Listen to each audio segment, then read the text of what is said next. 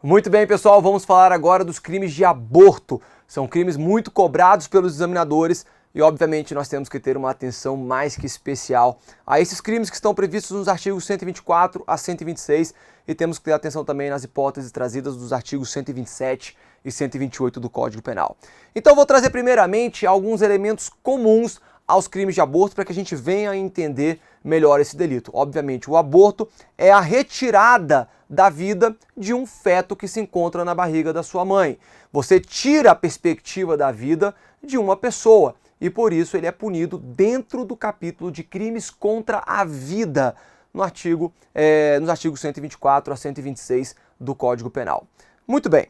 Qual que é o objeto jurídico do crime de aborto? O objeto jurídico é aquilo que a lei visa proteger. Vem comigo. O que a lei visa proteger em crimes de aborto? A vida humana. Não é, professor, mas um feto, ele já é considerado com vida? Ele já tem vida humana? Não. Mas ele tem uma perspectiva de vida. Então, o objeto jurídico no crime de aborto é sim a vida humana. Apesar do feto não possuir ainda a vida humana, ele tem a expectativa de ter essa vida. Então, o objeto jurídico é sim a vida humana. O objeto material, o que é objeto material? É a pessoa ou coisa sobre a qual recai a conduta criminosa. A conduta criminosa no aborto recai sobre quem? Sobre o feto. Então, o objeto material é o feto. Tá? A gente tem que fazer somente uma ressalva, porque lá no artigo 125, que vai ter o aborto sem o consentimento da gestante, o sujeito passivo e o objeto material também vai ser a integridade física e psíquica de quem? Da gestante. Tá bom? Quando a gente tiver o aborto sem o seu consentimento. Quando o aborto é praticado por ela própria ou com o seu consentimento, o único objeto material será o feto. Qual que é o termo inicial da gravidez? Pessoal, tem que ter muita atenção. Qual que é o termo inicial da gravidez? A partir de que momento eu posso dizer que há um feto e eu posso dizer que é possível praticar o crime de aborto? Esse momento é a fecundação. É o momento em que o espermatozoide se insere no óvulo humano, no óvulo da mulher. Então, reparem, vou fazer umas observações aqui. Deixa eu mudar a caneta até. A gente tem aqui o termo inicial da gravidez é a fecundação. É quando se inicia a possibilidade da gente ter o crime de aborto. Tá bom? Tranquilo. É a fecundação. Só que aí você vai falar, professor, e as pílulas do dia seguinte? E os métodos contraceptivos que atuam após a fecundação do espermatozoide no óvulo da mulher? Pessoal, veja bem. A fecundação é o termo inicial da gravidez. A partir deste momento pode haver e haverá o crime de aborto se a mulher ou qualquer outra pessoa tiver a intenção de retirar este feto. Entretanto, no que concerne a pílulas do dia seguinte, a métodos contraceptivos que atuam após a fecundação, nós vamos ter uma hipótese de exclusão da ilicitude. A gente tem uma excludente de ilicitude. Qual que é ela? O exercício regular do direito. Por que é exercício regular do direito? Porque a lei permite. Em que pese já estar fecundado o óvulo, a lei permite o uso desses métodos contraceptivos. Então, seria um aborto? Existe o fato típico do aborto no momento que alguém ingere uma pílula do dia seguinte? Sim, tem fato típico do aborto. Entretanto, não é ilícito, porque está presente a excludente da ilicitude do exercício regular do direito, tá bom? Então, muita atenção. O termo inicial da gravidez é a fecundação, de acordo com a maior parte da doutrina da jurisprudência, mas no que concerne a métodos contraceptivos que atuam após a fecundação,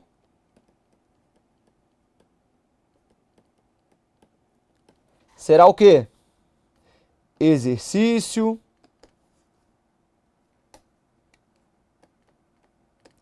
regular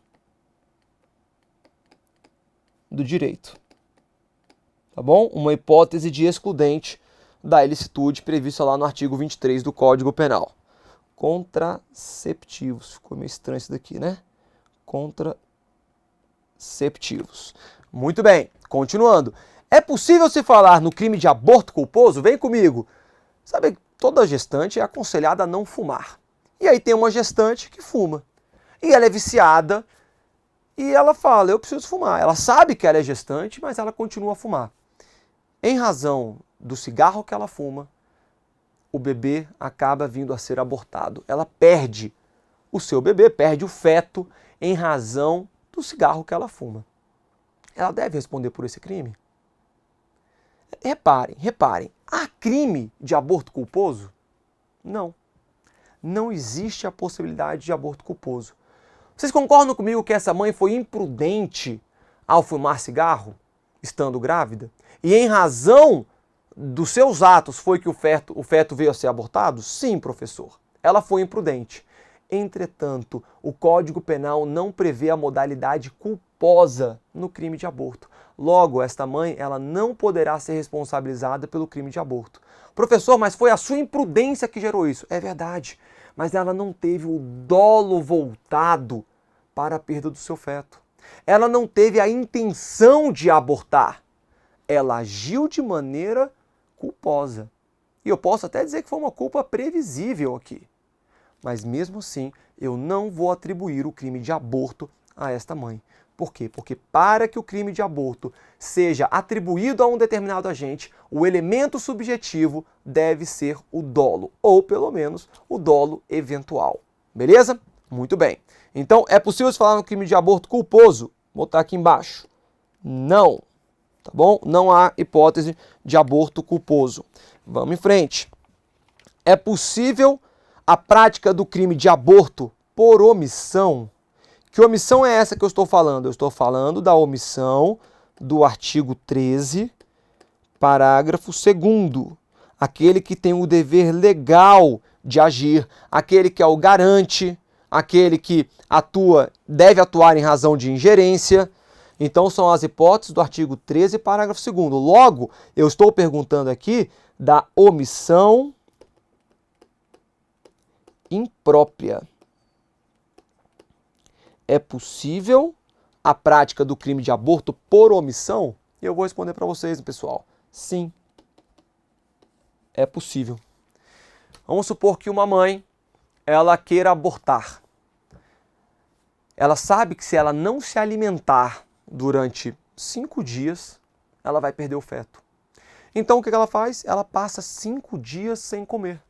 Reparem que ela está praticando uma inação, uma conduta omissiva.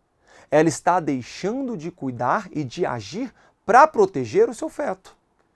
Então ela para de se alimentar, deixa de se alimentar e em razão disso o filho vem a perder a vida. Ou ela vem a abortar o seu feto. Reparem, ela teve o dolo voltado para a perda do feto, para o aborto? Sim. Ela agiu de maneira dolosa. Só que ao invés de agir de maneira comissiva, praticando uma ação positiva, uma manobra abortiva, ela simplesmente para de comer. Então, por meio de uma omissão imprópria, ela vem a praticar o crime de aborto. E sim, ela será responsabilizada porque essa foi a sua intenção e ela buscou este resultado por meio da sua inação, por meio da sua omissão. Beleza? É uma hipótese aqui então de crime omissivo impróprio, também chamado de crime comissivo por omissão. Muito bem, vamos então em frente para a gente ver o artigo 124 do Código Penal. Pessoal, é o seguinte, o artigo 124, ele vai trazer 2 crimes. Ele traz um primeiro crime, que é o aborto provocado pela gestante, provocar aborto em si mesma, e um outro crime, que é o consentimento para o aborto. Consentir que outrem lhe o provoque. São 2 condutas distintas. São 2 condutas que estão previstas no mesmo artigo, no mesmo tipo penal, mas são condutas distintas. O que nós temos em comum em relação a eles? São crimes de mão própria.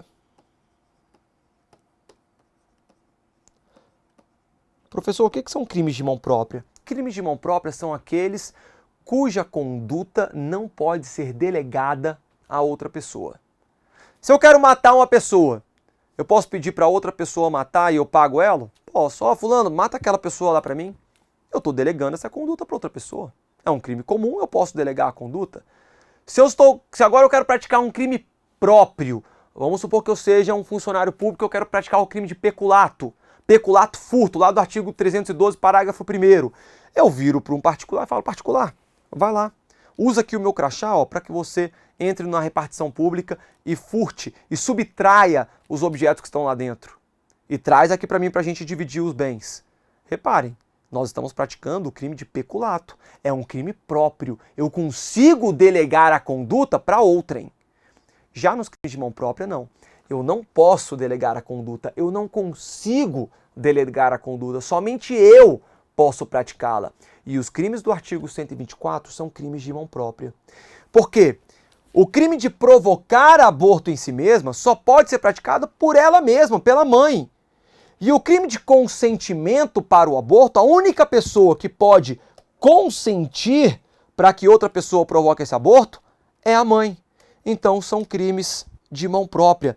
Esse é o entendimento majoritário da doutrina. Mas agora eu quero mostrar para vocês uma distinção entre o autoaborto, como é chamado esta primeira parte, provocar aborto em si mesmo, ele é chamado de autoaborto, e aqui é o consentimento para o aborto. Então vamos lá. Em relação ao autoaborto, os crimes de mão própria, eles não admitem coautoria. Eu não posso delegar a conduta, então não admitem coautoria. Entretanto, admite a participação.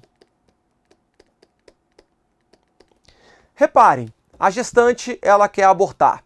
Ela vira para o namorado e fala, namorado, a gente acabou engravidando, contra a nossa vontade, eu vou abortar. O namorado, então, ele concorda, ok. Ela vira para o namorado e fala, namorado, você vai lá na farmácia, eu pesquisei aqui na internet, você vai comprar este e aquele remédio, beleza? Para que eu possa abortar. O namorado vai lá, pega os remédios, entrega para a gestante, entrega para sua namorada, ela ingere os remédios e vem a cometer aborto. Reparem, ela praticou autoaborto. Artigo 124 do Código Penal. Provocar aborto em si mesma. E o namorado, qual que é a conduta dele? Ele foi um partícipe. Ele prestou um auxílio material para que a gestante praticasse a sua conduta do artigo 124. Então ele é partícipe.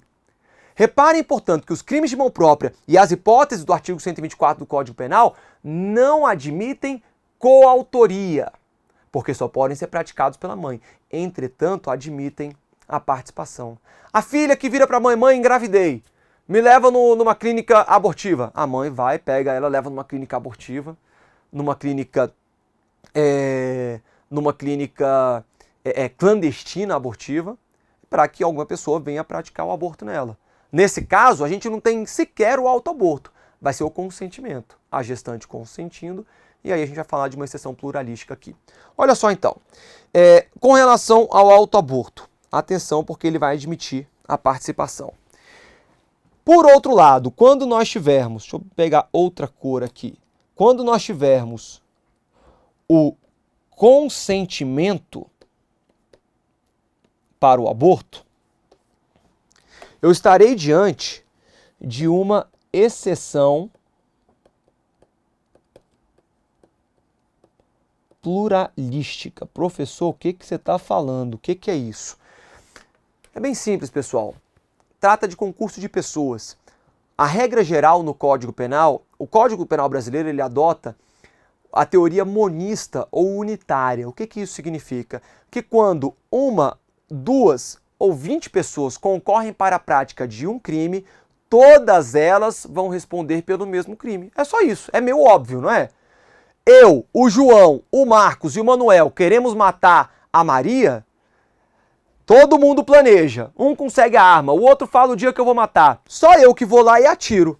Eu sou o autor, eles são partícipes. Mas todos nós vamos responder pelo mesmo crime. Qual crime é esse? O crime de homicídio.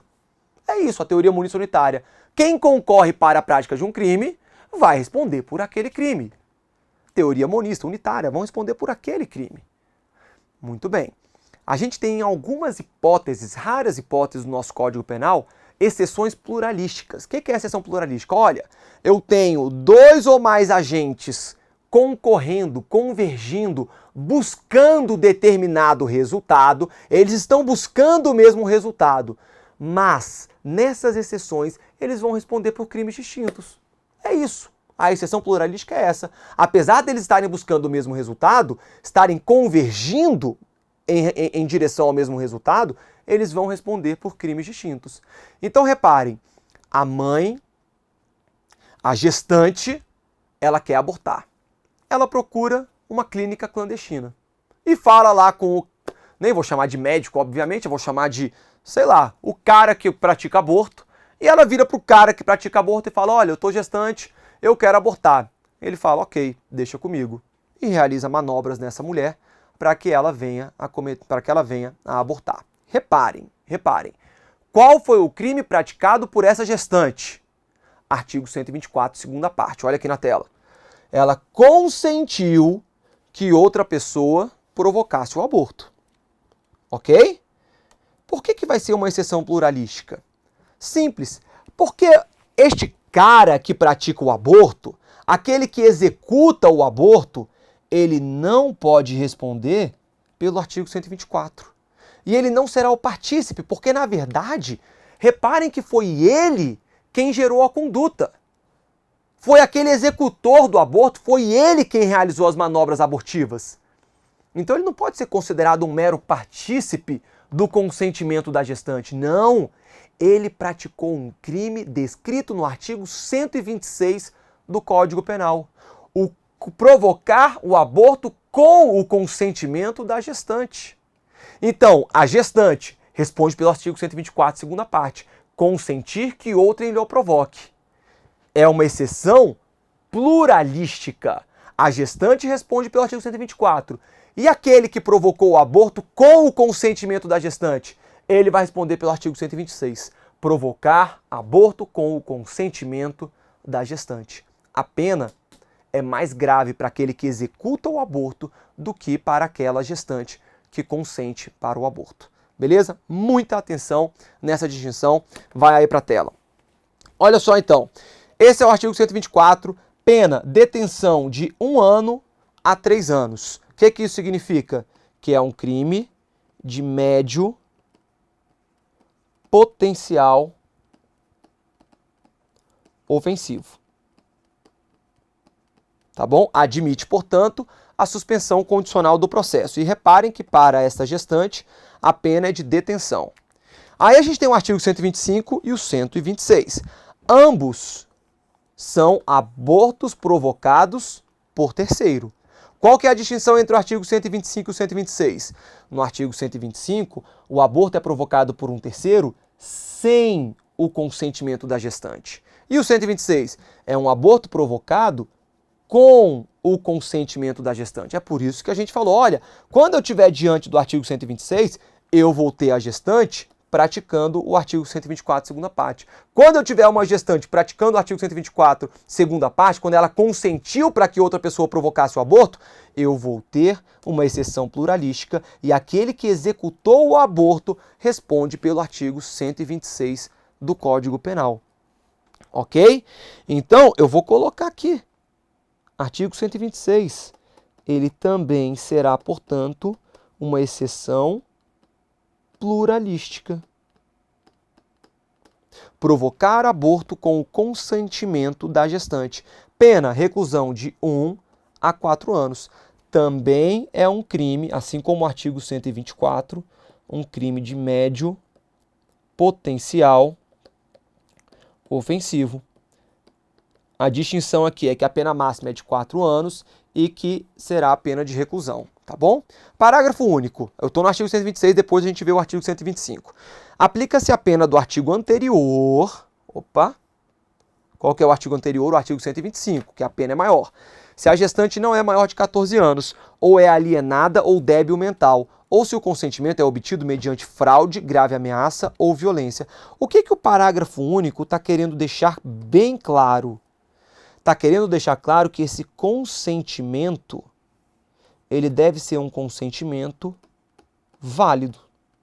Se esse consentimento foi obtido mediante fraude, grave ameaça, violência, em relação a uma pessoa menor de 14 anos, e o Código Penal tem diversos exemplos que menores de 14 anos eles não podem consentir a nada, sequer para a prática de atos sexuais, porque se um menor de 14 anos pratica ato sexual, será um estupro de vulnerável, aquele com quem ele pratica. Então, o Código Penal ele traz diversos exemplos de que quem tem menos de 14 anos não tem capacidade de ter consentimento. Não tem capacidade de consentir para nada. Então, se um aborto é praticado em uma gestante menor de 14 anos, ainda que essa menor de 14 anos tenha consentido, esse consentimento não é válido.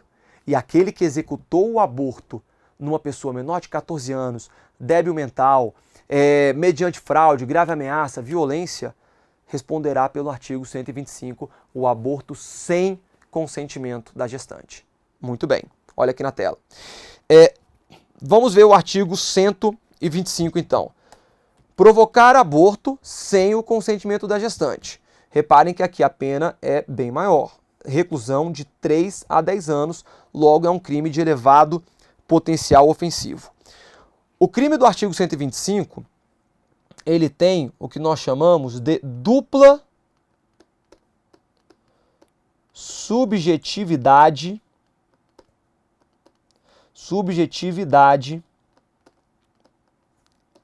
passiva. O que isso significa? Dupla subjetividade passiva. Que nós temos dois sujeitos passivos nesse crime. Que nós temos sempre duas vítimas nesse crime. Quais são as duas vítimas? O feto e a gestante. Vamos por um maluco que vê uma mulher grávida e é contrário à natalidade e simplesmente bate na barriga dessa mulher para que ela venha a sofrer o aborto, com a intenção de matar o feto. Ele praticou um aborto sem o consentimento da gestante. Vamos supor que um médico realize uma manobra abortiva contra a gestante, sendo que ela queria tentar ter o filho. E ele simplesmente provoca esse aborto porque ele, por qualquer razão que seja, sem o consentimento dela. É crime. É crime. A gente vai estar diante do artigo 125 do Código Penal. A menos que ele queira salvar a vida dessa gestante. Aí é outra história que a gente vai ver daqui a pouco. Tá bom?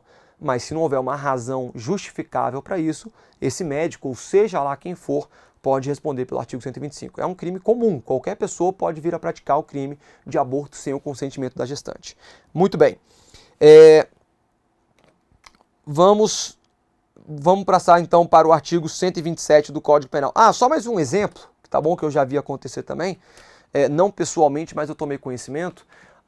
Um casal de namorados, a menina acabou ficando grávida e ela queria ter o filho, mas ele não.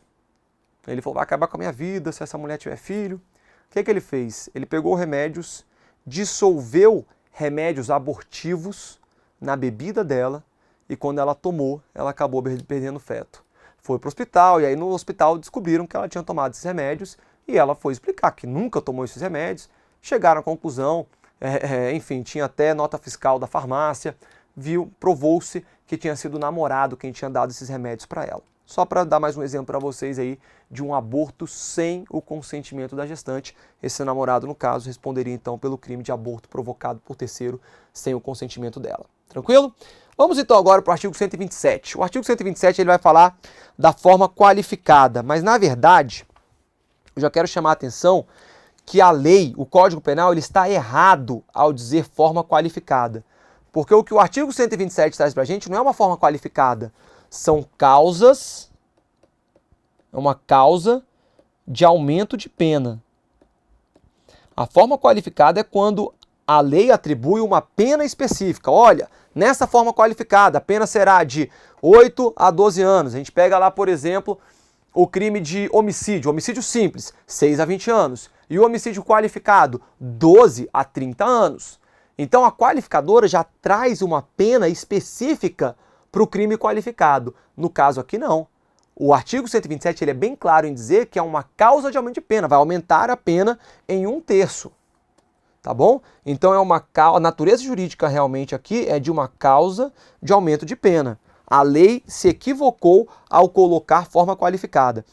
Então, o artigo 127, as penas combinadas nos dois artigos anteriores, então ele vai se aplicar ao artigo 127, tanto ao artigo 126 quanto ao artigo 125, quanto ao 126, são aumentadas de 1/3, então 1/3 de aumento de pena, se, em consequência do aborto ou dos meios empregados para provocá-lo, a gestante sofre lesão corporal de natureza grave. Essa lesão corporal de natureza grave, ela está em sentido amplo, tá bom? Vai se aplicar tanto se a gestante sofrer lesão corporal grave, lá do artigo 129, parágrafo 1º, quanto se ela sofrer lesão corporal gravíssima do artigo 129, parágrafo 2º, tá bom?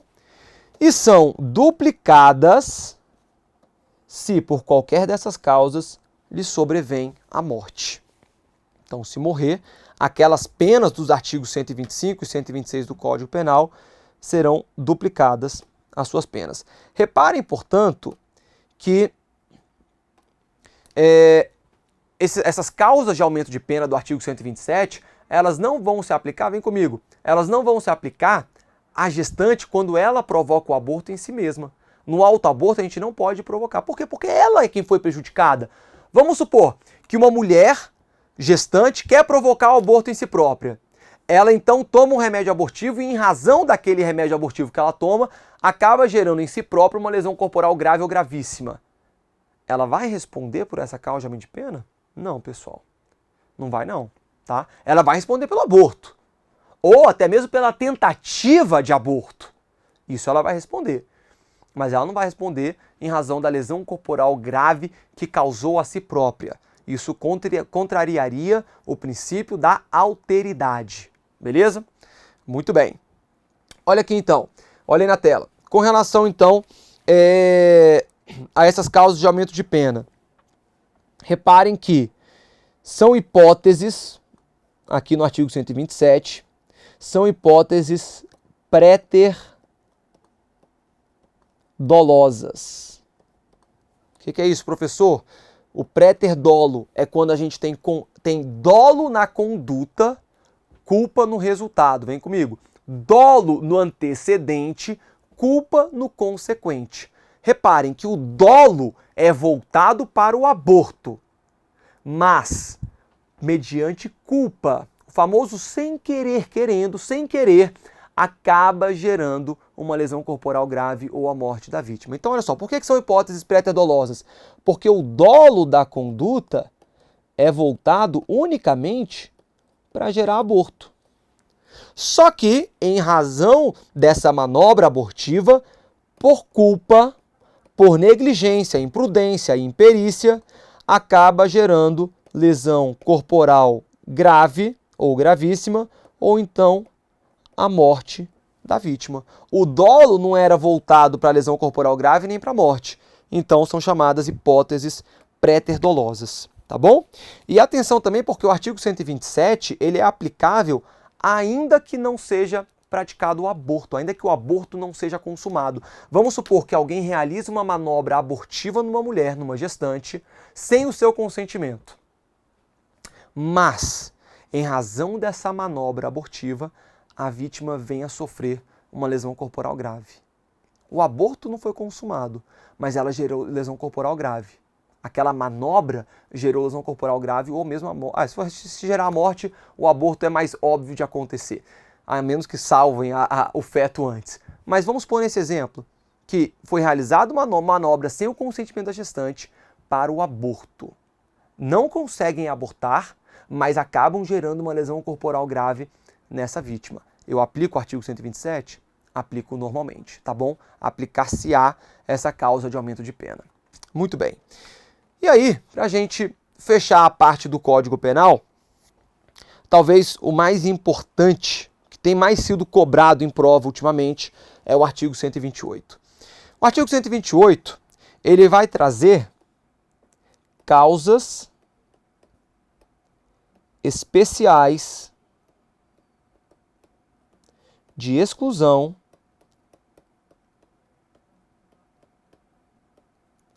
da ilicitude. Então, são causas especiais de exclusão da ilicitude. A gente tem aquelas causas genéricas excludentes da ilicitude, estado de necessidade, legítima defesa, estrito cumprimento do dever legal, exercício regular do direito. Só que nós temos causas especiais, específicas de exclusão da ilicitude, e o artigo 128, então, traz essas causas especiais. O que essas causas especiais vão dizer? Olha, existem algumas situações específicas previstas em lei em que é admitido o aborto, em que o aborto não será considerado crime. Quais são elas? Olha aqui. Não se pune o aborto praticado por médico, primeiro, se não há outro meio de salvar a vida da gestante. Esse é chamado aborto necessário, mas atenção, porque a doutrina chama também de aborto terapêutico. Tem que saber essa denominação, tá bom, gente? Às vezes a prova simplesmente apresentam a denominação aborto terapêutico. Então, se não há outro meio de salvar a vida da gestante, em outras palavras, eu posso praticar o aborto com a finalidade de salvar a vítima, a vida da gestante. Tranquilo? Eu tenho aqui o conflito entre dois valores fundamentais. De um lado, a vida da gestante, de outro lado, o feto que tem perspectiva de vida. E aí, a lei entende o seguinte, olha, nesse conflito de dois valores constitucionalmente protegidos, eu vou priorizar a vida da gestante. A vida da gestante é mais importante do que a perspectiva de vida do feto. É por isso que a gente tem o aborto necessário, o aborto terapêutico. Reparem, portanto, que para que eu tenha essa causa excludente de ilicitude, eu preciso de dois requisitos, tá bom? Eu vou ter aqui dois requisitos. O primeiro, eu tenho que ter a vida da gestante em risco, tá bom? E eu tenho que ter também a seguinte situação: não há outro meio de salvá-la. Ok? Reparem que essa vida da gestante em risco não precisa ser um risco presente, atual. Pode ser que o médico constate o seguinte, olha, se a gente continuar com essa gravidez, no parto ela vai morrer. A gestante vai morrer no parto, inevitavelmente. Então, é um risco futuro. Eu já posso me antecipar e realizar o aborto antes de chegar à situação de risco? Posso, tá bom? Então, não precisa ser um risco atual. Esse risco pode ser em razão de um risco futuro também, beleza? Olha aqui, quando diz para salvar a vida da gestante, não basta, eu não posso provocar o aborto em razão da saúde da gestante. Claro que isso daqui tem que ser observado com certo cuidado, mas o que a lei deixa claro é o seguinte, se há um risco para a vida da gestante, o aborto pode ser provocado. Entretanto, se há um risco para a saúde, por exemplo, a gestante ela tende a desenvolver diabetes durante a sua gravidez.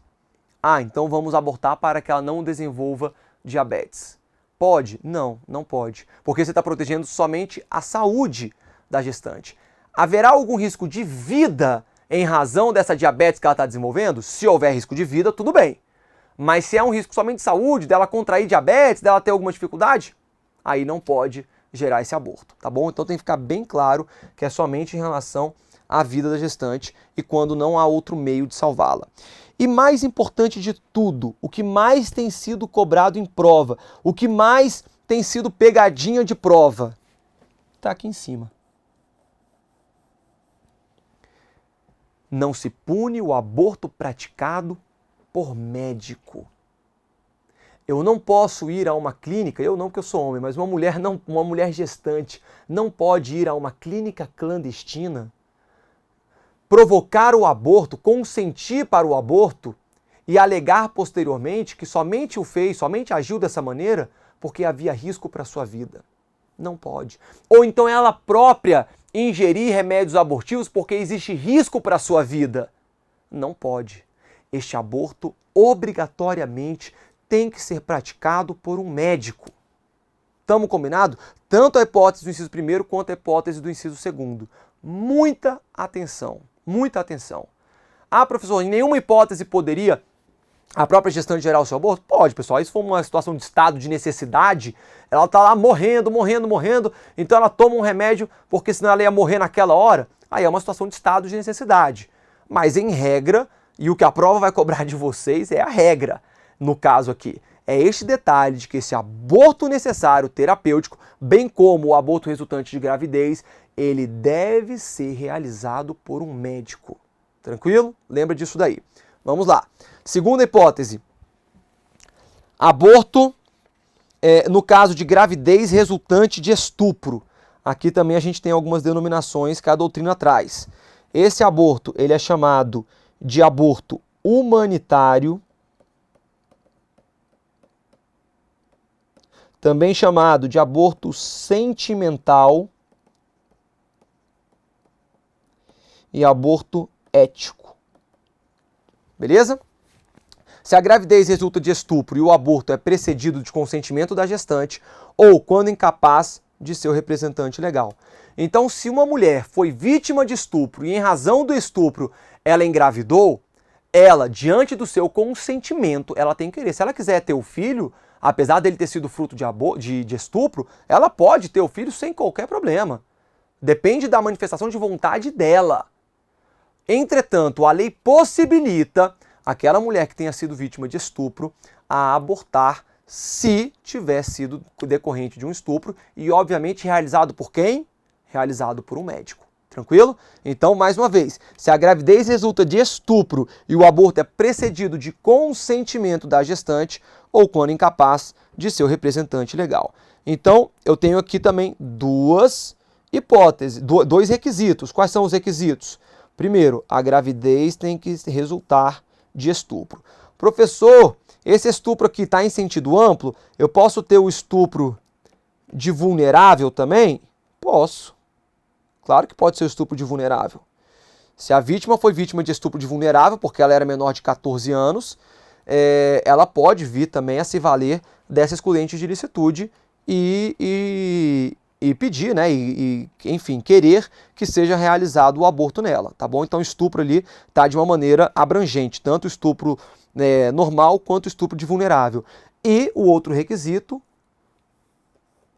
vamos botar aqui, olha, é o consentimento válido. Beleza? Atenção em relação a essa segunda hipótese de aborto legal, digamos assim. Primeiro, este aborto resultante de uma gravidez de estupro não exige, anotem isso, não exige autorização judicial. Não exige autorização judicial. Não exige também, não exige a condenação do autor. Eu não tenho que esperar ele ser condenado para então provocar esse aborto em razão aí decorrente de um estupro. O que o médico precisa para realizar esse aborto? Ele precisa de provas de que realmente o aborto foi provocado mediante um estupro. Às vezes um boletim de ocorrência, uma oitiva da vítima, às vezes vai ser um caso notório. Então a vítima indo ao médico, informando ele que a sua gestação, a sua gravidez é decorrente de estupro, o médico, diante do que lhe for apresentado, ele pode realizar esse aborto independentemente de autorização judicial. Grava isso, beleza? Já foi muito cobrado em prova. Olha aí na tela. Então, beleza. Vamos trazer aqui outras hipóteses de em que o aborto não é considerado crime, que foi julgado ultimamente aí pelos tribunais superiores. Atenção, essa terceira hipótese não está prevista em lei, mas é fundamental. Interrupção da gravidez de feto anencéfalo, anencefalia.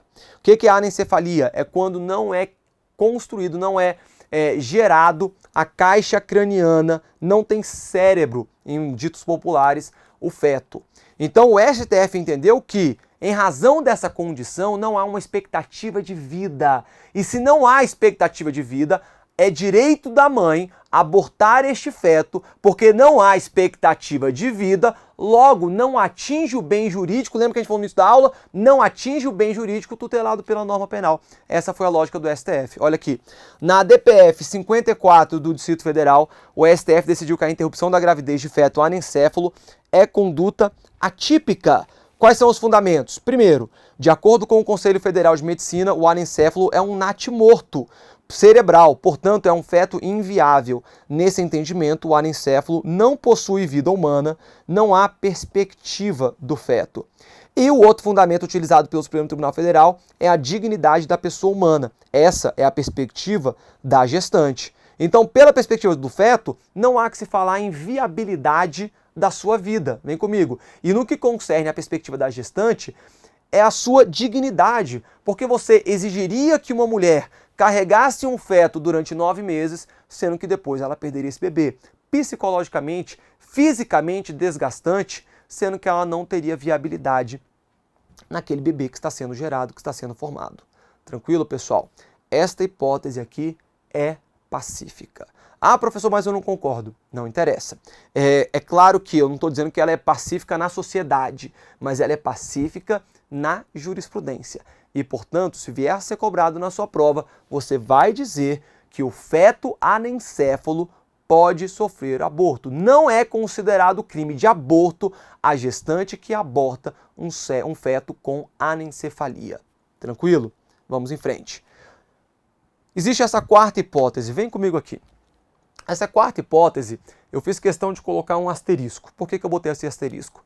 Porque houve uma decisão do STF, encabeçada pelo ministro Barroso, no sentido de permitir o aborto realizado dentro do primeiro trimestre, mais ou menos aqui as 12 primeiras semanas de gestação, tá bom? Então tem uma decisão específica, HC 1243006, em que o STF não condenou uma gestante, ou melhor, absolveu, concedeu habeas corpus a uma gestante que havia praticado o crime de aborto. Por quê?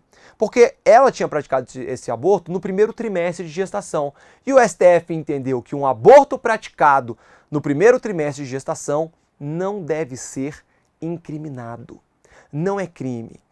Este é um entendimento do ministro Barroso e que ele está tentando levar ao pleno do STF. Por que então que possui um asterisco? Professor, o STF já decidiu dessa maneira, quer dizer que é pacífico? Não. Tá bom? Tem que ter cuidado. Se a sua prova disser, o STF já decidiu nesse sentido de não incriminar um aborto praticado no primeiro trimestre de gestação, verdade, o STF já definiu. Mas se a sua prova coloca que é pacífico o entendimento da possibilidade de interrupção da gravidez no primeiro trimestre e isso não consideraria aborto, isso está errado. Estaria errado, porque não é pacífico. Tranquilo? Eu trouxe isso aqui para conhecimento, mas a gente tem que tomar muito cuidado com esse julgado.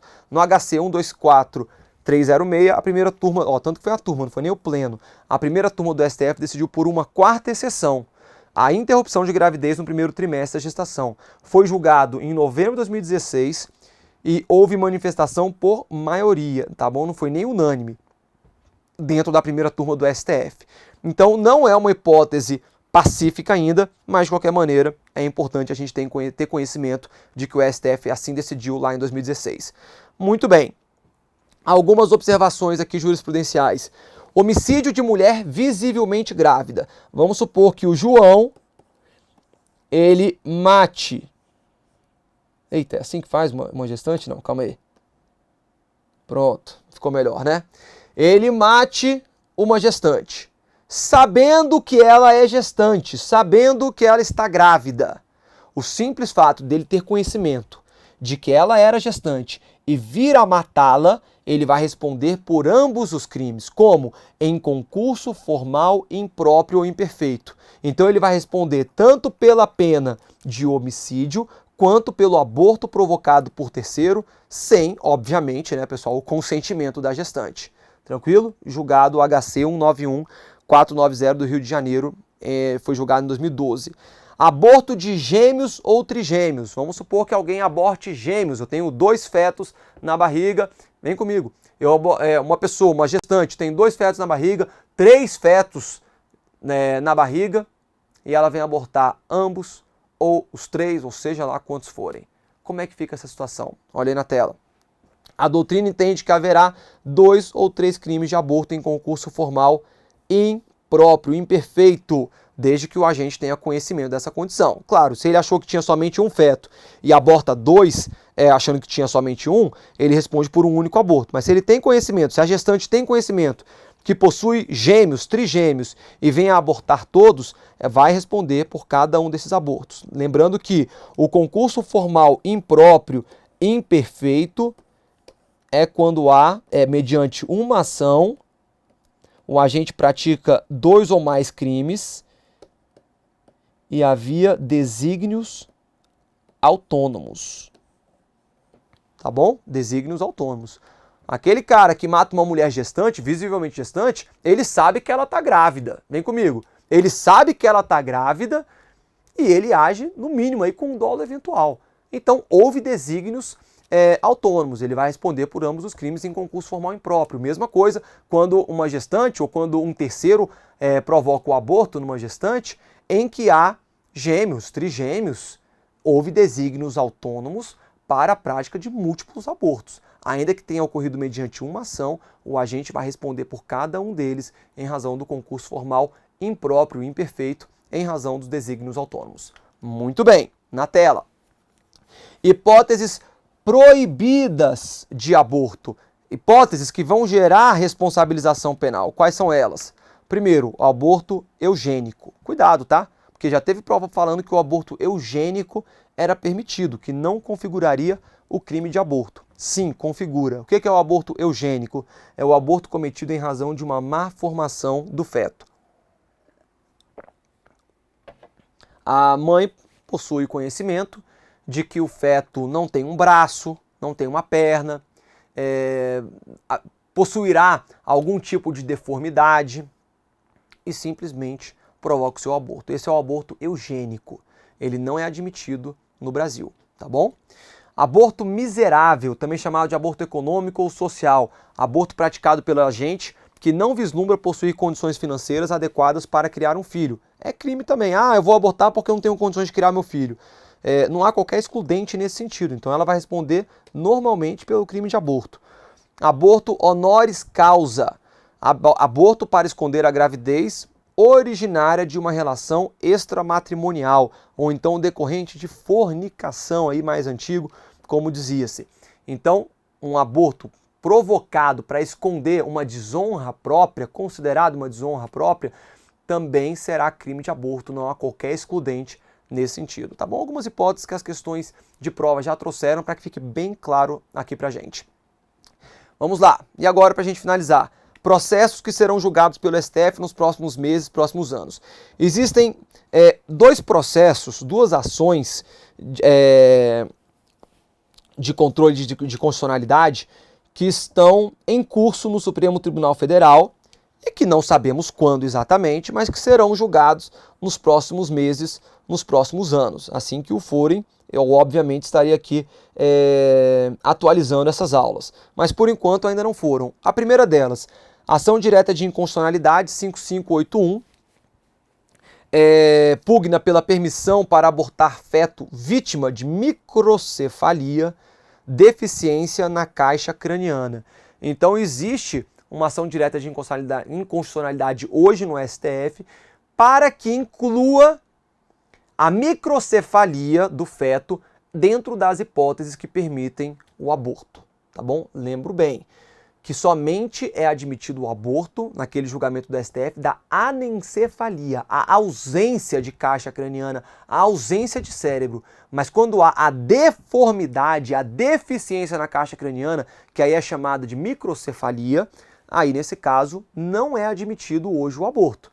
Se uma gestante aborta, comete o aborto em razão de microcefalia, por enquanto é considerado crime. Claro que a gente vai ter que aguardar esse julgamento do STF, mas por enquanto é crime normalmente. E existe um outro julgamento de controle de constitucionalidade abstrato, que é a DPF 442 do Distrito Federal, que pugna pela não punição do aborto praticado pela gestante até a 12ª de gestação. Esse daqui vai ser um marco quando for julgado pelo STF.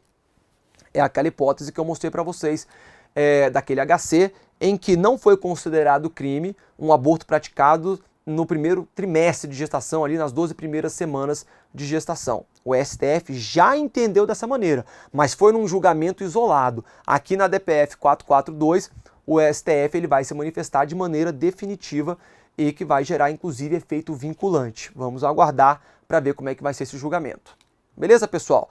Basicamente é isso com relação ao crime de aborto. A gente finaliza aqui. É um crime muito cobrado, tem que ter muita atenção e fazer muitas questões de prova para que a gente não seja pego aí de maneira desprevenida pelo examinador. Bons estudos, até a próxima aula.